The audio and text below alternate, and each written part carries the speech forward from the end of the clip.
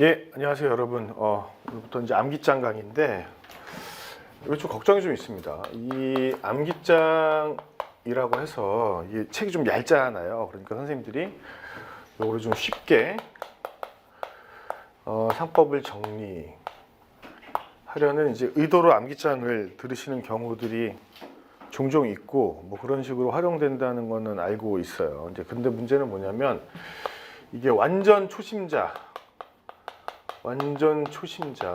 경우에 약간 좀 어려움이 있을 수 있습니다. 이게 왜냐하면 이 암기장은 주요 논점이 중심이 되거든요. 그 얘기는 모든 내용을 다루지는 않는다는 거예요. 이 암기장은. 그러니까 이 암기장으로, 그러니까 요 분들이 생각하는 게 이게 양이 적다 보니까 요것만 정리해가지고 이제 뭐 사례형이랑 객관식 전부 다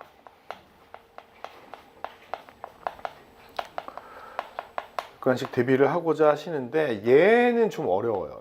요것만으로는 좀 어렵습니다. 이 객관식은 오히려 이제 주문집하고 최판 정리가 다 돼야 이걸 풀 수 있습니다. 이거는 좀 지엽적인 문제도 나오기 때문에 그것만으로는 좀 어렵다는 말씀을 드리고, 그러면 이제 사례형과 객관식 뭐 전체를 대비하기 어렵다기보다는 객관식에 이제 일부를 대비하기는 좀 괜찮은데 문제는 얘를 중심으로 좀 돼 있다는 거죠. 사례형 중심으로 되어 있다는 겁니다. 여기서 이제 논점을 선별한 기준이 있죠. 논점을 발음이 왜 이래? 논점을 선별한 기준은 기본적으로는 얘의 기초예요. 팔레백선이라는 교재가 있는데 이건 이제 교수저죠. 교수님들이 쓰신 책인데 여기 보면은 몇 분이더라? 지금 모르겠네. 13분인가? 하여튼 꽤 많은 로스쿨 교수님들이 참여해요. 대부분의 로스쿨 교수님들, 로스쿨 교수죠. 그러니까 요거를 좀 쉽게 풀어 놓은 겁니다. 그러니까 여기서 이 논점에 맞는 사례, 그리고 이론, 그리고 이 이론에 대한 답안 구성할 때 목차, 그리고 뭐라 그래야 되지? 이 이론을 바탕으로 한 약간의 기출문제, 객관식입니다. 이거는 확인을 해봐야 되니까 내용을 알고 있는 이거는 확인용입니다. 확인용. 다시 한번 말하지만 이게 모든 범위를 커버할 수는 없어요. 그렇다는 겁니다. 그렇기 때문에 이걸로만 다 끝내시려고 하면 좀 곤란합니다. 곤란해요. 제가 이걸 추천드렸습니다만 이게 나 시간이 좀 부족한데 라고 하시는 분들은 어찌 됐건 문제집을 반드시 풀어보셔야 됩니다. 문제집을 반드시 풀어보시는 게 좋아요. 그래서 보통은 이게 사례형 위주로 구성이 되다 보니까 이렇게 되어 있는데 또 얘랑 좀 비교하셔야 돼요. 제가 내는 교재 중에 요 단문 사례집이라는 게 있는데 요 단문 사례집과 얘를 좀 비교해 보셔야 되는 거죠. 단문 사례집은 우리가 이제 전체 문제가 이만큼 있다고 해볼게요. 민사 3문 100점을 만점으로 했을 때 전체 문제가 이만큼 있다고 했을 때 이 전체 문제가 보면 한 4-5개의 논점으로 이루어져 있단 말이에요. 그렇죠? 그러니까 그 중에 한 개의 논점을 딱 끄집어 내오는 거야. 어차피 매우 유기적으로 연결됐다고 보기는 좀 어려워요. 이거는 그냥 점수를 맞춰서 문제를 내려고 하다 보니까 사실관계도 보면 그렇게 됐잖아. 뭐 한편 뭐 얘는 또 어떻고 저쩌고, 한편 뭐 그때 뭐 가족 A가 뭐 이런 식으로 여러 개의 논점으로 구성이 되는데 단문사례집이라는 교재는 한 개를 뜯어서 요 사례를 제가 적어놔 이런 식으로 나온다. 사례를 단순화 해놓은 거죠. 단순화 해놓고 요 사례에 대한 답안.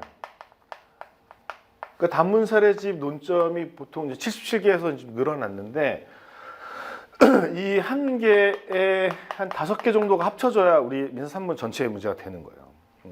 그렇게 돼 있는데 얘는 논점별로 사례를 요 판례의 사실관계를 기초로 했다. 판례의 사실관계를 기초로 했다. 그러니까 얘랑 비교했을 때 사실관계가 조금 더 복잡해요. 이해하기가 좀 어렵고 그리고 이 사실관계에 대한 목차를 제가 제안해 준 게 이제 교재 활용법을 보면서 같이 볼 건데 뭐 이건 일반적인 거죠. 일반적으로 이렇게 목차를 구성하면 좋겠다. 그러니까 여기에 대해서 여러분들이 변형해서 적어야 돼요. 뭐 단순화시키거나 아니면은 뭐 발췌하거나 이런 것들이 좀 필요합니다. 그리고 목차 뒤에 일반 이론이 있는데 이것도 얘랑 확연한 차이점이죠. 일반 이론이 좀 매우 상세하게 되어 있어요.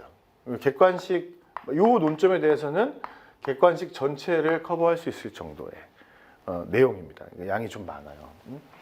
일반 이론이 잠깐 조심해야 될 거는 이 일반 이론 제가 적어놓은 것이 모두 답안에 현출되어야 하는 것은 아니에요. 관련된 내용이 다 들어가 있기 때문에 그 점을 좀 주의하셔야 돼요. 모든 답안에 다 현출되어야 하는 것은 아니다. 여기 이 일반 이론에는 객관식에 필요한 내용도 있고 사례형에 필요한 내용들이 있어. 이거 이제 정리하는 게 우리 일이고. 그리고 이 암기장에는 단문 사례집에 있는 것처럼 예시나 모범 답안이라고 할 수 있는 게 없어요. 자, 그러니까 여러분들은 이 교재를 통해서는 이 논점이 되게 중요하대. 근데 이 논점과 관련된 보통 사실관계는 이렇게 되어 있어. 대표 리딩 케이스의 사실관계 이렇게 되어 있어. 그럼 이런 사실관계가 나오면 이 이론의 목차를 이렇게 잡고 요걸 숙달해야 돼. 물론 이제 뭐 모든 건 아니지만 숙달해야 돼. 그러면 이제 요거를 본인이 연습해보는 일이 필요합니다. 적어봐야 돼. 답은 있어요. 답은 있는데 연습해봐야 되는 일이 좀 필요하다. 답안을 현출해보는 일이. 그래서 이 교재는 제가 처음에 이 교재를 암기장을 거의 제가 최초로 만든 것 같은데 사례형 논점 중심으로 전반적인 이론을 잘 이해하기 위한 도구란 말이에요. 그러니까 잠깐만 교재를 보면서 한번 얘기해 볼까요? 2페이지 볼게요. 첫 번째 논점. 첫 번째 쟁점을 보시면은 상인 자격의 취득 시기라고 되어 있죠. 상인 자격의 취득 시기 이게 이제 토픽이에요. 상인 자격의 취득 시기. 얘를 먼저 봐. 쟁점을 보고 주제를 파악하는 거야. 근데 여기 보면 상인 자격의 취득 시기하고 짝대기 거져 있고 개업 준비행위라고 되어 있잖아요. 요게 이제 키워드죠, 키워드. 개업 준비행위라는 게 키워드야. 일종의 가장 축약한 상인 자격의 취득 시기에서 가장 문제가 되는 거는 개업 준비 행위에 대한 부분이란 말이에요. 이때 개업을 준비하는 영업을 아직 하지 않은 사람이 상인 자격을 갖는다는 거는 상법에 적용을 받느냐는 질문이거든. 그렇죠? 그게 제일 쟁점이라는 거고. 자, 그다음에 여기 키라는 부분이 따로 있죠. 그걸 읽어보면 이렇게 돼 있어. 상인 자격의 취득 시기를 확정할 수 있어야 상법의 적용 여부를 판단할 수 있다. 요거는 그 토픽에 대한 키 센텐스를 넣는 거예요. 그러니까 내가 뭘 이해해야 되는지. 그 상인 자격의 취득 시기를 얘가 상인의 상법의 적용을 받는 시점을 특정할 수 있어야 지금부터 상법을 적용할 건지 아니면 아직은 민법인 건지 이런 것들을 특정할 수 있단 말이죠.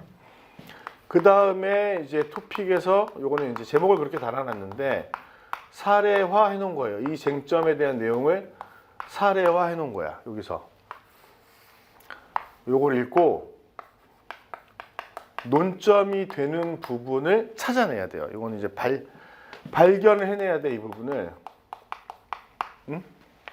이 자체가 문제라기보다는 뭐 질문이 있긴 하지만 자, 그 다음에 이제 포인트라는 부분이 나오죠. 이 포인트는 이걸 해결하기 위한 사고의 순서예요. 사고의 순서야. 영업이사가 있어야 상인 자격이 있다. 영업이사가 처음으로 드러나는 것이 바로 개업준비 행위다. 그때 개업준비 행위라는 것은 영업을 위해서 하는 그러니까 보조적 상행의 일종이잖아요. 영업을 위해서 하는 것이다. 그러니까 이것도 상법 규정에 따라 상법의 적용이 대상이 된다. 그 다음에 솔루션에서 해설을 해놓은 거야, 내가. 뒤에 이론은 뒤에 나오지만 여기서 어느 정도의 답에 대한 틀을 만들어 놓는 거야.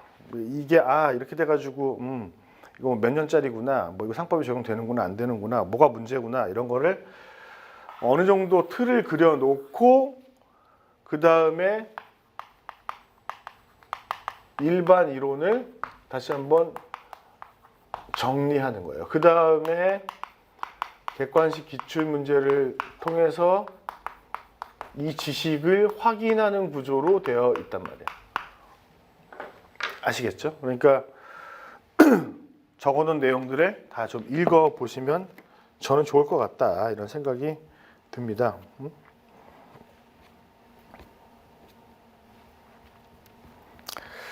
자, 그럼 첫 번째 쟁점, 상인 자격의 취득 시기부터 보도록 하겠습니다. 자, 일단 이 개념을 알아야 돼요. 상인 자격의 취득 시기라는 거는 어떤 사람이 늘 상행위를 하는 것이 아니기 때문에, 그렇죠? 뭐 일반인이라면, 자연인이라면 언제나 상행위를 하는 것이 아니기 때문에 언제부터 상법을 적용할 것인가의 문제야. 언제부터. 그게 가장 문제가 되는 건 개업 준비행위야. 왜?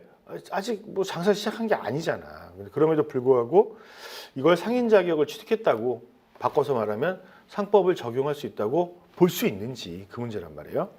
키를 보세요. 상인 자격의 취득 시기를 확정할 수 있어야 상법의 적용 여부를 판단할 수 있다. 그러니까 지금 얘한테 상법이 적용되는 것이 맞는지를 판단해야 상법이 적용되는 효과를 우리가 예측할 수 있는 거죠. 토픽 한번 볼까요? 자, Y는 운영하던 학원을 폐업하고, 뭐 이제 학원으로 돈을 벌고 있었으면 이분은 상인이죠. 정확히는 의제 상인입니다.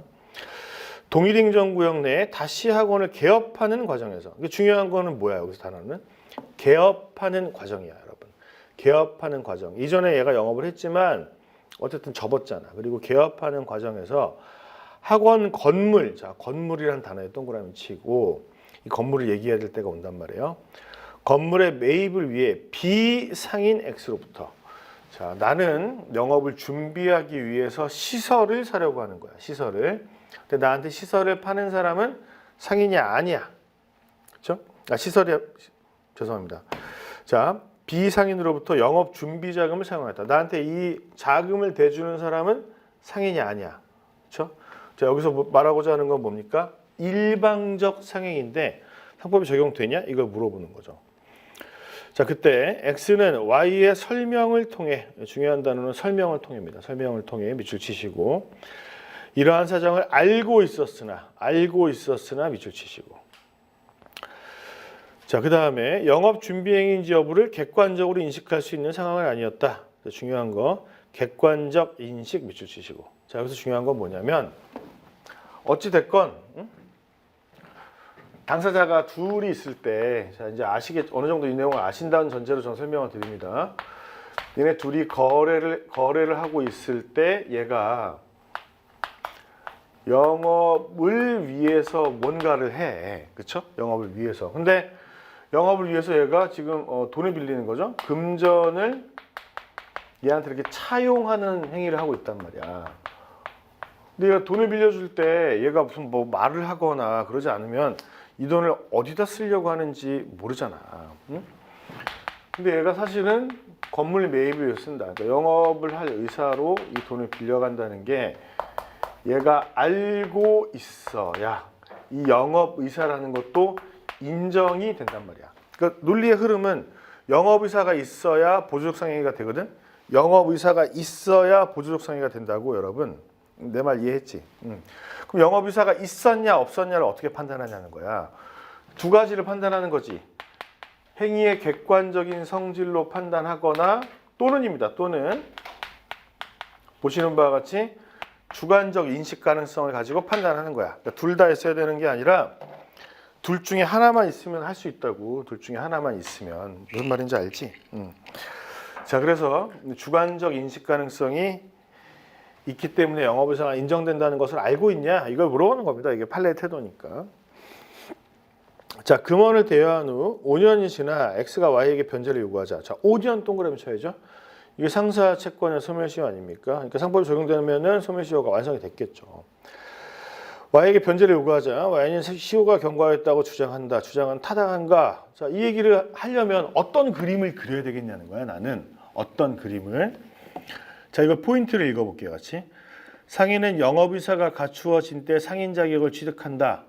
바꿔서 표현해볼까? 영업의사가 있어야 상법이 적용돼. 응? 똑같은 말이야. 자, 그리고 영업의사가 최초로 드러나는 것. 최초로 드러나는 것. 이게 처음 등장하는 시점이 바로 개업준비행위야. 근데 개업준비행위는 영업을 직접 하는 건 아니지만 영업을 위해서 하는 것이니까 이걸 우리가 보조적 상행위라고 불러. 그리고 상법 규정에 따라서 보조적 상행위도 상법이 적용돼.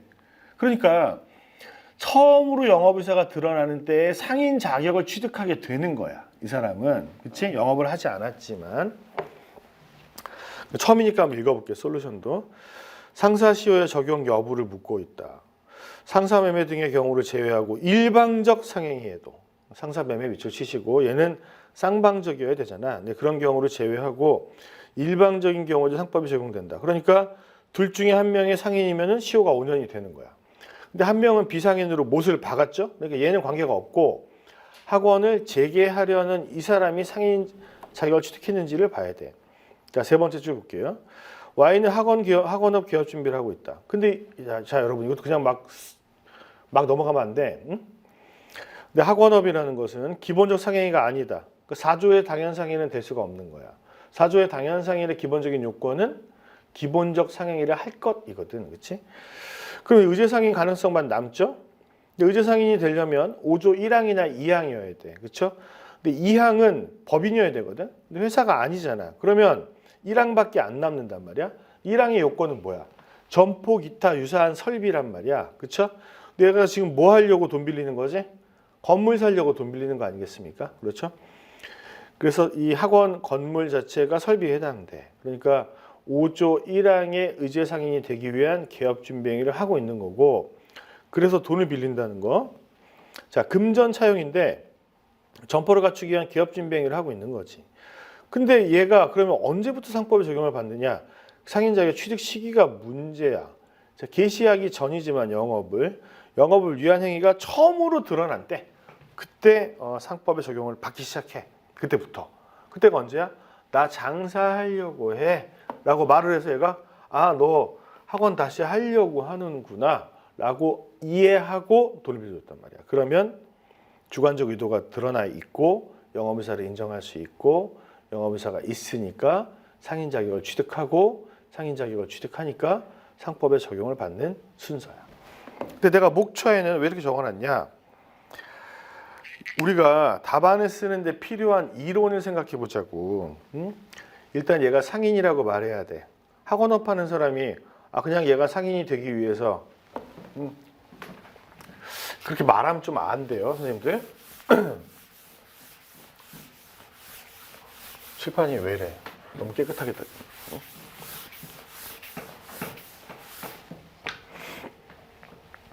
그냥 학원업 하는 사람을 그냥 뭐 상인 이렇게 시작하면 곤란하단 말이야. 이 앞에 좀 세부적인 내용들이 들어가는 게 좋다는 거지. 그러니까 얘가 당연상인인지 의제상인인지 이런 걸 판단해야 돼. 그러면 당연상인과 의제상인을 구별하는 내용을 먼저 적어놓고, 그 중에 얘는 당연상인은 탈락, 이제 의제상인이 되는 거고, 그런 얘기를 시작을 하는 거예요. 그 다음에 2번에서 그 의제상인으로서 상인자격 취득 시기는 법인은 등기로서 매우 명확한데 자연인의 경우에는 그런 게 없으니까.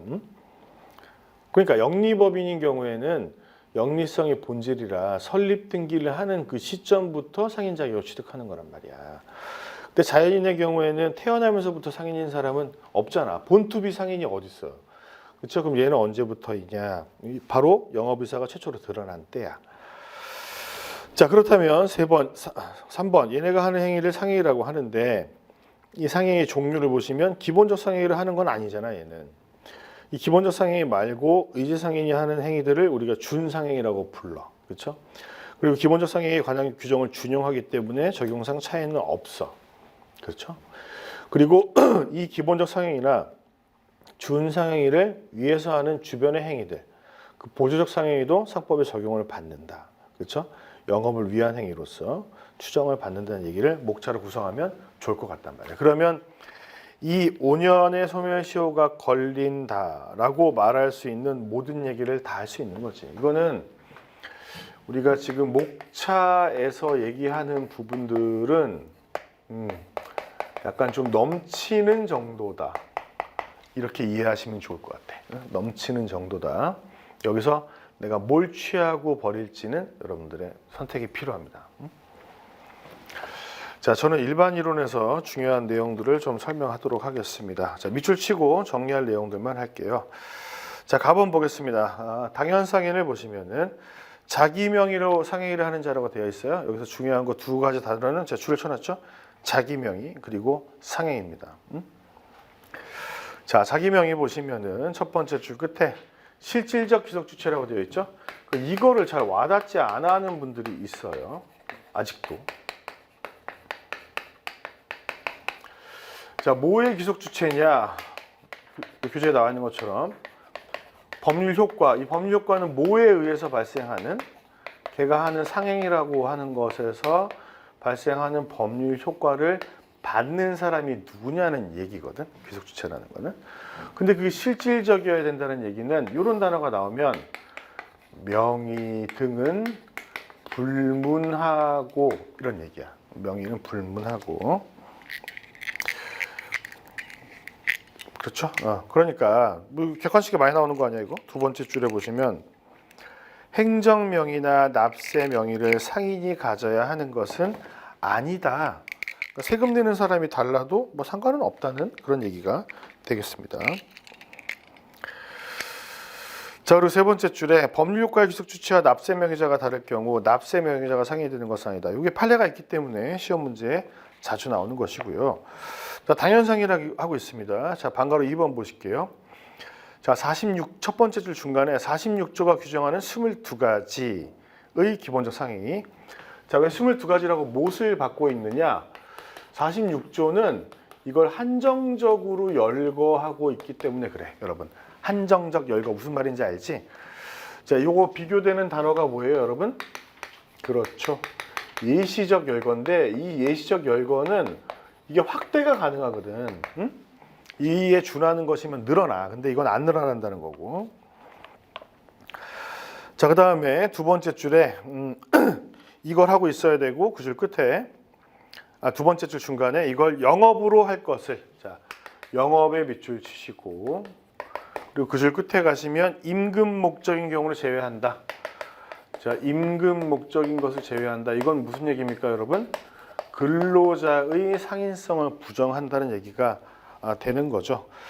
자, 그러면 세 가지 요건은 위에서 네 번째 줄이네요. 끝에 영리성, 계속성, 영업의사. 영리성, 계속성, 영업의사입니다. 자, 요거 두 가지를 이렇게 구분한단 말이에요. 영업성을 갖춰야 된다. 얘는 근로자이면 안 된다는 얘기를 기업성을 갖춰야 된다. 이렇게 얘기하거든. 이 두 가지가 다 필요한 거예요. 이 영업성을 갖추기 위해서는 세 가지 요소가 필요하다. 이거는 법문에 없지. 이건 해석이란 말이에요. 해석. 얘기하는 게 영리성, 계속성, 그리고 얘와 얘가 드러나야 돼. 영업의사로서 드러나야 된다는 거야. 그러니까 이게 있느냐를 판단하는 기준이니까 이게 되게 중요한 거지. 그치? 자, 그 다음에 당연상인과 비교되는 예로 나번의 의제상인 보겠습니다.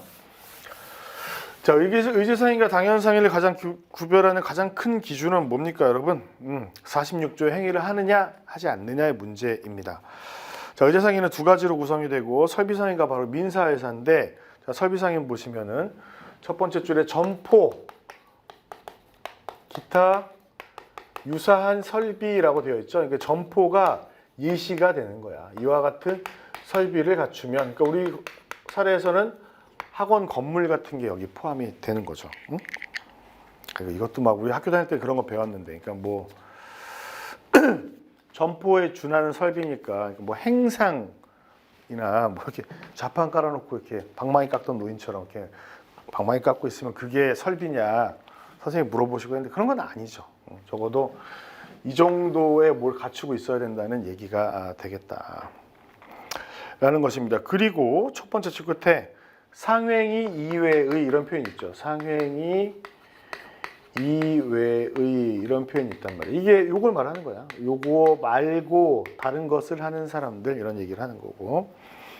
그다음에 두 번째 줄에 보시면 그 법문에 그런 표현이 있거든. 이거 알아두세요. 상인적 방법에 따라. 그러니까 통념상, 일반 사회관념상 상인이라면 이렇게 하겠지라는 한 방법입니다. 우리 그 사례가 생각나야 돼요. 그 뭐죠? 낙찰계 우정해가지고 생활하시던 분 있죠? 그 케이스. 그 다음에 5조 2항의 민사회사입니다. 얘를 말하는 거죠. 얘 5조 2항. 자, 회사는 상행위 이해를 행위를 하여도 우리 5개의 회사가 있잖아요. 5개의 회사들은 46조가 아닌 행위를 하더라도 상인으로 의제됩니다. 여러분, 의제된다는 건 뭐야? 원래 아니잖아. 여기 안 들어가는 거잖아. 여기 안 들어가지만 상인으로 간주한다. 상인으로 본다니까 얘네 둘이 법률 적용에 있어서의 차이나 구별의 실익이 있어 없어? 없거든. 없지만 개념적으로는 구별이 가능해 안 가능해? 열라 명확하게 구별이 가능하지. 46조 행위를 하냐 안 하냐로 나눌 수가 있는데 그래 안 그래요? 그렇잖아. 응?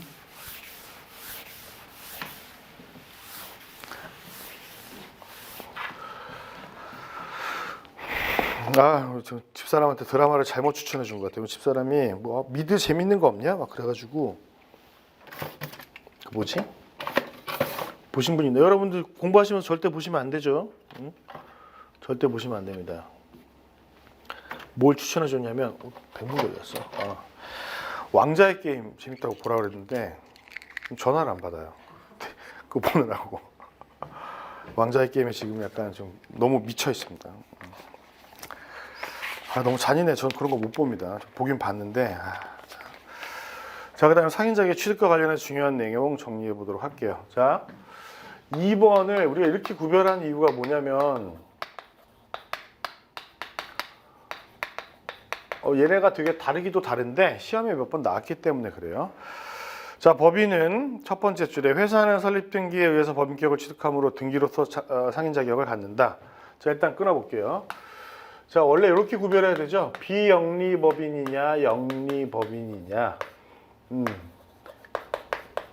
이 영리법인이 회사잖아요. 얘는 이게 맞죠. 설립 등기시가 맞습니다. 왜냐하면 이 설립 등기라는 게 어떤 효과를 가지고 있기 때문에 그렇지. 창설적 효력을 갖고 있기 때문에 등기로서는 좀 특별한 효과예요. 어떤 효력을 만들어주는 효과가 있다. 등기가 이런 것은. 그렇죠? 그리고 얘를 지금 얘기했잖아요. 얘는 영업의사가 최초로 드러난 때 그게 뭐냐면 개업준비행위예요. 그럼 시험에 나오는 건 뭐냐? 이게 나왔었거든요. 이게. 얘는 자연인과 동일합니다. 늘 영행위를 하는 것이 아니기 때문에 그걸 물어보는 거고. 그리고 참고할 내용으로 이걸 넣어놨습니다. 자, 두 번째 줄에 보시면은 해산하더라도 청산 목적 범위 내에서는 존속함으로 청산을 정결할 때까지는 법인격 상인성 유지가 된다. 자, 얘랑 이제 비교하기 위해서 상인 자격을 상실하는 게 언제냐 이거든.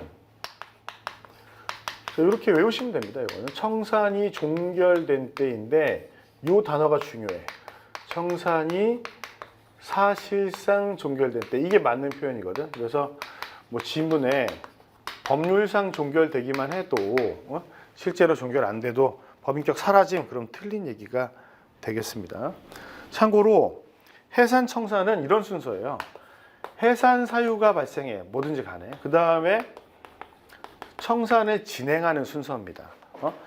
해산에서 결정하는 거는 청산하자는 거야. 청산이 끝나야 법인이 소멸하는 거고 이 청산이라는 거는 크게 나누자면 돈 갚고 그죠? 그리고 남는 돈 있으면 자녀재산 분배하고 뭐 이런 일들이거든. 이게 다 끝나야 법인이 사라진다고 보는 거죠. 두 번째 문단에 얘기가 있긴 있네요. 공법인 및 비영리법인이 부속으로 영업을 함으로써 자 일단 이걸 먼저 이해해야 돼. 공법인이나 비영리법인이 부속으로 영업을 할 때 상법이 적용돼 안 돼? 되지. 이제 전제 조건이 있죠. 다른 법률에 특별한 규정이 없다면 적용된다는 거야. 그렇지? 상실 시기는 자연인과 똑같다. 자, 자연인은 객관적 인식 가능성, 이 영업의사를 가지고 판단하는데 첫 번째 줄에 영업의사가 객관적으로 나타났을 때 자, 이 영업의사를 판단하는 기준인 거죠. 원칙은 이거야. 원칙은 행위의 객관적 성질. 얘가 뭔 행위를 할 거 아니야.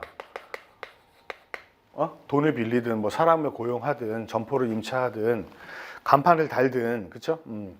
그 객관적인 성질로 판단하는 것이 원칙인데 그렇지 않다고 하더라도 예외적으로 예외적이라는 얘기는 뭡니까? 객관적으로는 모르겠어. 얘가 왜 하는지 이거를 그렇죠?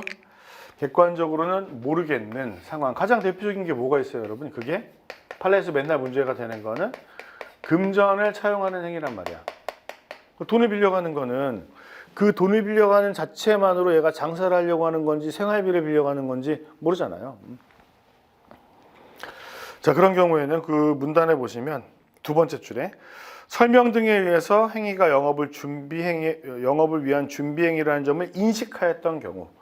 이걸 이제 뭐 교수님들이 주관적 인식 뭐 가능성 뭐 이런 얘기를 하시거든요. 밑에 두 번째 문단의 밑에 두 번째 줄 가로 안에 예컨대 금전 차용 행위 이게 제일 문제가 되는 거죠. 행위자의 주관적 의사가 영업을 위한 준비 행위여야 한다. 그리고 상대방이 이걸 알고 있다면 말이죠. 알고 있다면 영업 의사를 인정할 수 있기 때문에 상인 자격을 취득한다. 상인 자격을 취득한다는 말을 바꾸면 뭐라고요? 그렇죠. 상법이 적용된다. 자, 상인의 종류도 한번 볼게요. 자, 의의 첫 번째 줄 보시면 영리의 목적을 달성하기 위한 기업 활동을 말한다. 자, 일단 기업에 동그라미 치시고 이것도 이제 나중에 뭐 처음 보시는 분들이 헷갈려 하시는 것 같더라고. 처음에 설명을 잘 안 들으면. 여기 기업이라는 건 법인이나 법인이 아닌 것을 다 포함하는 개념입니다. 여러분, 개인 상인을 포함하는 거예요. 기업 활동을 말한다. 자, 종류 보시면 기본적 상행위는 46조에 있는 그거. 준상행위는 의제 상인이 하는 것이에요. 의제 상인이 하는 것. 그리고 반가로 3번 보조적 상행위 보겠습니다. 자, 보조적 상행위는 영업을 위하여 하는 행위다. 자, 상인이 영업을 위하여 하는 행위. 자, 나번에 보시면은 자, 영업을 위해서 얘가 하고 있느냐? 원칙은 두 번째 줄. 이것도 연관이 있는 거죠. 주관적 의도와 관계없이 외관에 의해서 객관적으로 판단한다. 아, 얘가 지금 영업을 위해서 돈을 빌려가나? 라는 의도나 의사를 어떻게 판단한다고? 원칙은 이렇게 판단하는 거야. 원칙은. 객관적으로 판단한다. 바로 밑에 영업을 위하여 하는 행위인 것이 분명하다면 상인 자격을 반드시 취득할 필요는 없다. 자, 무슨 얘기냐? 내가 이때부터 상인이라고 가정해 볼게요. 근데 지금은 비상인이야. 이때 상인이라고 가정하지 마. 이렇게 하는 게 좋겠네요. 영업을 개시했어. 근데 지금은 여기 영업을 개시하기 전이니까 영업을 준비하고 있어. 그렇죠? 이때는 명확히 상인이 되는 게 맞죠. 근데 이 이후에는 얘가 어떤 행위를 뭔가를 해. 뭐 땡땡 행위를 해. 뭐 돈을 빌리든 뭐 카메라를 쓰든 뭐 렌트카를 빌리든 이런 것들은 추정되거든. 일단 디폴트 값이 상인이 뭔가를 한다. 그러면 얘는 영업을 위해서 하는 거구나 라고 추정이 되고 일단 기본값은 여기다가 얘가 상인이 하는 행위에 대해서는 상법을 적용하는 시스템으로 돼 있는 거죠. 근데 자, 이걸 준비하는 단계는 아직 영업을 개시하지 않은 아직 상인이라고 볼 수 없는 것이니까 영업 의사가 드러나야 그걸 보조상행위로 인정해 줌이라는 거예요. 여기서 아직 어떤 효과가 없어요. 추정이라는 효과가 아직 없는 상태야. 여기서는. 그래서 굵은 글씨 개업준비행위는 최초의 보조상행위가 되고 그렇지. 그래야 이때부터 상인 자격이 인정이 되니까. 자, 설명 등에 의해서 준비행위라는 점을 인식했다면 상법의 적용을 받겠죠, 이제는. 자, 추정 6페이지의 다음번의 추정행위는 이제 상인이 되고 난 이후입니다. 이후. 자, 기출문제 한번 풀어볼게요. 다 풀지는 않겠습니다.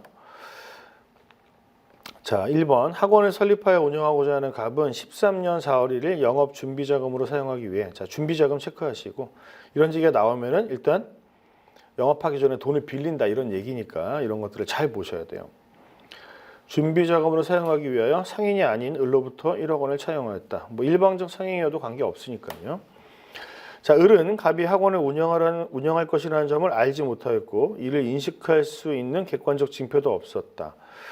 자, 그렇다면 갑은 상인이 될 준비를 하고 있었지만 영업의사를 인정하기 어려우니까 갑에게도 보적 상인이 되기 어렵겠죠.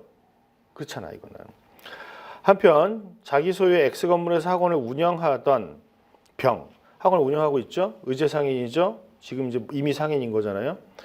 갑이 학원을 운영하고자 한다는 사실을 알고 갑에게 X 건물과 학원 시설을 매도하였고, 자, 매도인도 상인, 매수인도 영업이사가 드러나 있으니까 이 매매는 쌍방적 상행인 것이고 상사 매매에 관련된 규정이 적용된다 안 된다? 되는 거야. 응? 맞잖아, 그렇지? 현재 갑은 X 건물에서 학원을 운영하고 있다. 이제 상인 맞네요. 건물에서 하고 있으니까. 갑이 자기의 정의 명의로 사업자 등록을 하였다면, 형식적 명의는 정인 거죠. 와이프. 상인으로 인정되는 자는 갑이 아니라 정이다. 아니죠. 갑이죠. 갑. 응? 자, 2번 어떠한 자가 자기 명의로 상행위를 함으로써 상인 자격을 취득하고자 준비행위를 하는 것이 아니라 다른 상인의 영업을 위한 준비행위를 하는 것에 불과하다면 그 행위는 행위를 한 자의 보적상행위가 될 수 없다. 자, 그 뒤에 표현을 잘 보셔야 돼요. 행위를 한 자의 보적상행위. 행위를 한 자의. 자, 이 케이스는 여러 군데 나오니까 이거는 꼭 기억을 해놓으세요. 사례 제가 설명을 드리겠습니다. 자, 회사를 설립 중입니다, 여러분. 갑 주식회사를 설립 중이라고 해볼게요. 근데 여기서 A라는 발기인 대표가 B로부터 뭘 빌려오느냐? 금전을 차용해 온 거야. 그런데 얘가 이 돈을 빌린 이유는 이걸 이제 개인적으로 쓰려고 빌린 게 아니라 이 돈을 여기다 넣어서 사업 자금 목적으로 쓴 거야. 그건 다르지 않아. 근데 만약에 얘가 설립 중에 갑 주식회사의 대표 A라고 하고 돈을 빌렸으면 요거는 갑 주식회사가 돈을 빌린 것이 되니까 상행이냐 아니냐 이거 따질 필요가 없지. 당연히 상행이 된단 말이야. 이게 아니라 A의 개인 명의로 빌린 게 문제가 된단 말이지. 개인 명의로. 근데 질문은 개인 명의로 빌렸지만 사업 목적으로 썼으니까 질문이 이거야. 자, 읽어보시면 A에게 상행위가 되느냐는 건데 그건 아니고 그건 아니라는 거예요. 자, 쟁점 두 번째로 들어가서 지배권 남용 보겠습니다. 지배권 남용. 자, 여러분 지배권 남용 보시면 어떤 답이 떠올라야 돼요? 주제 옆에 답 있지? 비진의 표시설입니다. 자, 비진의 표시설이면 언제 보호를 못 받죠? 알았거나 알 수 있었을 때. 그럼 지금은 뭘 알았거나 알 수 있었을 때라고 표현해야 돼요? 그래요. 남용의 사실을 알았거나 알 수 있었을 때. 그렇죠? 이 키를 보시면 적법한 지배권 행사에, 자, 적법한 동그라미 치시고, 자, 우리가 하는 거는 남용이에요. 남용은 의도만 문제가 된 거야. 원칙적으로는 아닌 경우도 있지만 의도만 문제가 되는 거야. 절차도 문제가 없고 권한 내의 행위지만 의도가 잘못된 거거든. 그렇죠? 적법한 지배권 행사의 효력을 영업주가 부인하기 위한 요건입니다. 왜? 의도가 잘못됐으니까. 의도가. 자, 이것도 판례 사례네요.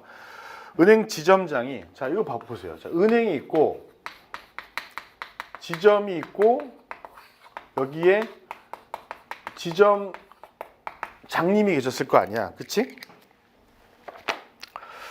지점장이 자기가 유용한 CD 매도 대금을 마련하기 위해서 임의 횡령을 하셨고 그 지점에서 담보용으로 보관 중인 어음을 임의로 유출하여 할인하거나 그 할인금 채무의 담보조로 교부한 경우, 이 지점장님이 땡땡 은행 세모 지점 장하고 도장을 꽝 찍고 어음을 뭐 누군가에게, 뭐 현재 소지인이겠죠, 누군가에게 배서 교부해서 넘겼단 말이야. 그 뭐 목적이 뭐든 상관없잖아. 할인했다는 거는 그냥 배서로 팔았다는 거고, 그렇죠? 양도 목적으로 팔았다는 거. 담보조로 교부했다는 건 질권 목적으로 설정했다는 건데 어쨌거나 상관이 없습니다. 근데 자, 문제가 되는 부분은 뭐냐면 은행의 지점장이 어음을 배서하는 행위, 의도를 보지 마봐. 행위는 보통 이루어질 수 있는 거야, 없는 거야? 하는 일일 거 아니야. 근데 문제가 되는 부분은 뭐라는 거야? 쉽게 얘기해서 나쁜 의도. 영업주, 여기서 말하는 영업주는 누구예요? 이분이 영업주인 거거든. 은행 본점이 영업주인 거지. 영업주를 위해서가 한 것이 아니라 의도가 나쁘다는 건 지점장 자신을 위한 행위를 했다. 이걸 우리가 뭐라고 부릅니까, 여러분? 남용이라고 부르는 거죠. 그렇죠? 자, 포인트 볼게요. 내심의 의사일 뿐 형식적으로는 전혀 문제가 없다. 이게 문제인 거죠. 자, 내심의 의사 원칙적으로 고려하지 않습니다. 왜 그렇습니까? 본인에 해당하는 영업주가 있고 지배인이 있어. 지배인이 거래를 해. 거래 상대방이랑. 법률효과 여기 미치지. 그러니까 얘가 이 거래를 했다는 것은 지배권을 행사했다는 거예요. 일종의 대리권이죠. 포괄적인 대리권. 지배권을 행사했다는 거야. 근데 지배권을 행사했는지를 어떻게 판단해? 맨날 이런 식이란 말이야. 행위의 객관적인 성질로 판단한다. 이렇게 얘기하거든. 자, 이 행위의 객관적인 성질로 판단한다. 이런 단어가 나오면 원칙적으로는 주관적인 의도를 고려하지 않겠다는 그런 말이야. 그치? 그러니까 주관적인 의도를 고려하지 않기 때문에 내심의 의사가 다소 나쁘다고 하더라도 여기 효력이 미치는 것은 전혀 문제가 없어. 그러니까 지배권이 남용되었다고 했을 때 원칙적으로는 유효다 이렇게 말하는 거죠. 영업주에게 효력이 미친다 이렇게 말하는 거야. 다만 예외적으로 뭐 이것도 이제 알려면 원칙적으로 이렇게 유효하다는 이유가 뭐예요? 거래 상대방 보호, 거래의 안전 보호 이런 거죠. 예외적으로 상대방을 보호할 필요가 없을 때 무효라고 말하는 거 아니야. 보호할 필요가 없을 때가 언제야? 알았다는 거지. 이 새끼 지 돈 메꾸려고 저거 파는 거네. 알았거나 또는 몰랐지만 지 과실로 몰랐을 때. 이 얘기를 하는 거란 말이죠. 그렇죠? 자, 포인트의 두 번째 줄. 영업주가 이를 무효로 주장하기 위해서는 상대방의 악의 등을 입증해야 된다. 악의나 뭘 입증해야 돼요? 등이라고 표현했지만 과실이면서 선의인 것을 입증해야 되는 거죠. 그리고 누가 입증해야 되느냐? 이 입증 책임에 대한 것도 다시 한번 정리를 하시고요. 자, 솔루션. 소위 지점장 등의 지배인이 얘가 된다. 그렇죠? 이분들이 지배인인 거죠. 포괄적 권한을 갖는다. 어디에 대한 포괄적 권한? 영업에 관한. 지점의 영업에 관한. 그렇죠?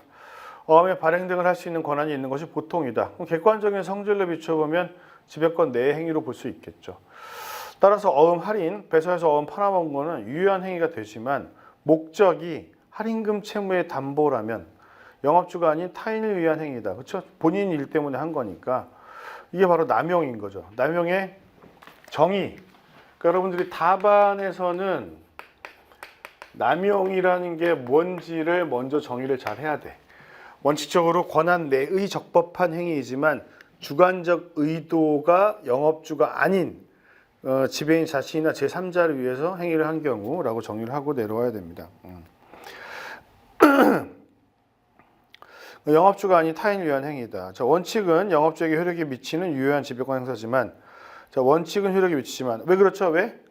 행위의 객관적 성질이 문제가 없으니까. 근데 판례에 따라 상대방이 알았거나 알 수 있었음을 입증한다면, 누가 입증한다면? 영업주가 입증한다면 무효, 그 어음에 대한 책임을 지지 않을 수가 있는 거죠. 자, 여기서는 전반적인 내용을 다 보기 위해서 지배인이란 무엇인가? 얘가 가지고 있는 지배권의 내용은 포괄성, 정형성, 불가제한성 순서로 볼 것이고, 그 지배권 남용의 법리에 대해서 보도록 하겠습니다.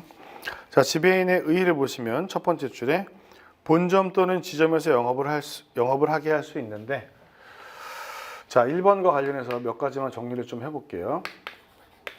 자, 본점 또는 지점이라고 되어 있잖아요. 근데 본점과 지점의 권한을 모두 행사하는 지배인도 가능하냐? 가능합니다. 관계가 없다는 거고. 자, 지배인이란 기업의 내부에서 상인을 보조한다. 자, 이런 것도 굉장히 중요하죠, 여러분. 내부에서 보조한다. 그러니까 종속성이 있는 거죠. 그래서 경업금지 의무 같은 걸 부담하고 그러잖아요. 자, 세 번째 줄에 재판상 재판의 모든 권한을 행사한다. 재판상 권한을 행사할 수 있다는 점에서 소송행위도 할 수 있구나라는 것을 알 수 있는데, 부분적 포괄 대리권을 갖는 상인의 경우에는 어때요, 여러분? 소송행위는 못했죠? 자, 지배권의 내용은 포괄성, 정형성입니다. 포괄성, 정형성. 자, 첫 번째 줄에 지배인의 권한은 법률에서 정해져 있다. 그런 의미에서 정형성이라고 우리가 말하는 것이고요. 그리고 재판상 재판에 영업에 관한 모든 행위를 할 수 있다는 점에서 포괄성을 갖는다. 이렇게 얘기하는 것입니다. 자, 나번 지배권의 제한 보도록 하겠습니다. 내부적으로 제한하는 거 가능하죠. 이거 이해해 보셔야 돼요. 지배권을 제한하는 것이 가능하냐? 물론 가능하죠. 가능한데 이 제한한다고 하더라도 두 번째 줄에 선의 제3자에게 대항하지 못한다라고 되어 있어요. 그러니까 요거는 그 앞단에 있는 얘기요. 등기사항이 아니라는 것을 꼭 조심하셔야 돼요. 만약에 자, 비교해 볼까요?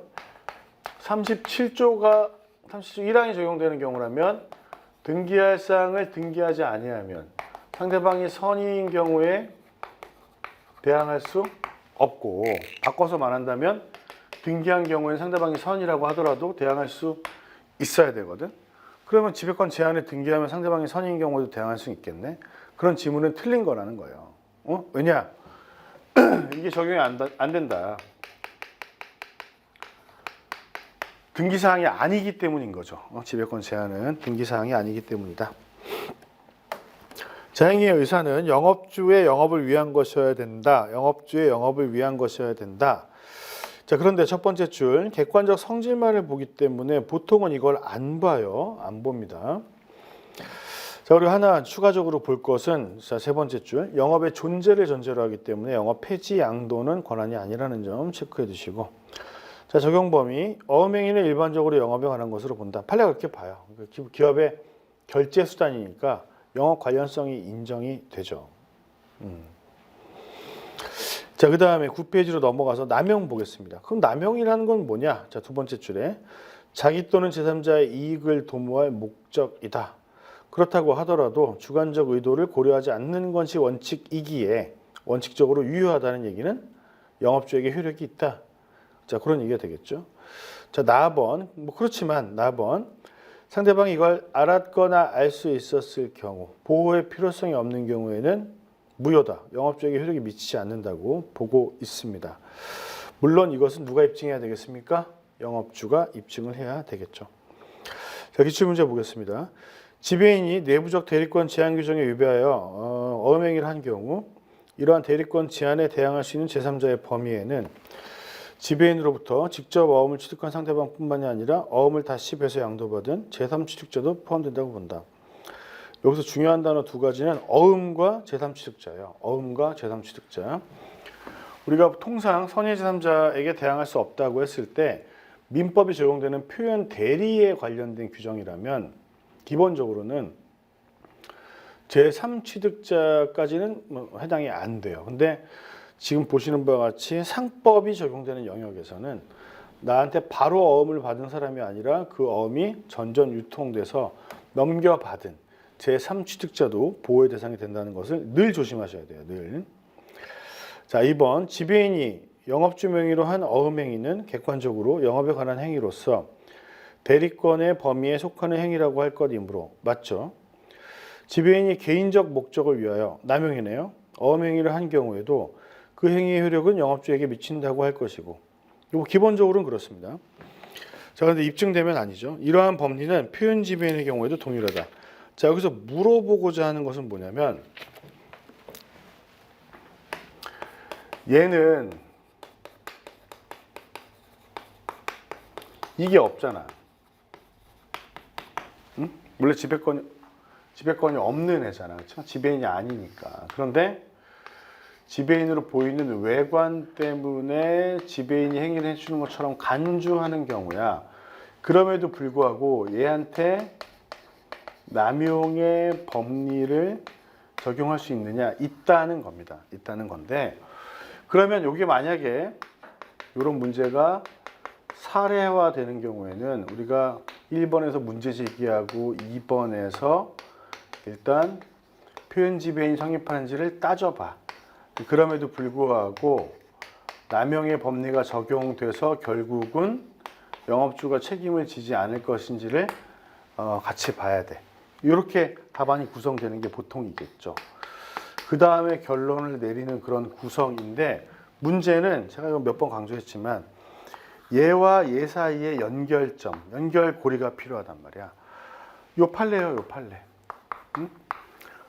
표현 지배인의 경우에도 남용의 법리가 적용되는 이 판례가 여기 들어가야 돼. 그 다음에 이게 나와야 되는 거죠. 이게 굉장히 중요한 배점 중에 하나란 말이야. 응? 자, 그 다음에 조금 설명이 길어져서 조금 진도가 늦어졌는데 10분 쉬었다가 표현 지배인에 대해서 보겠습니다.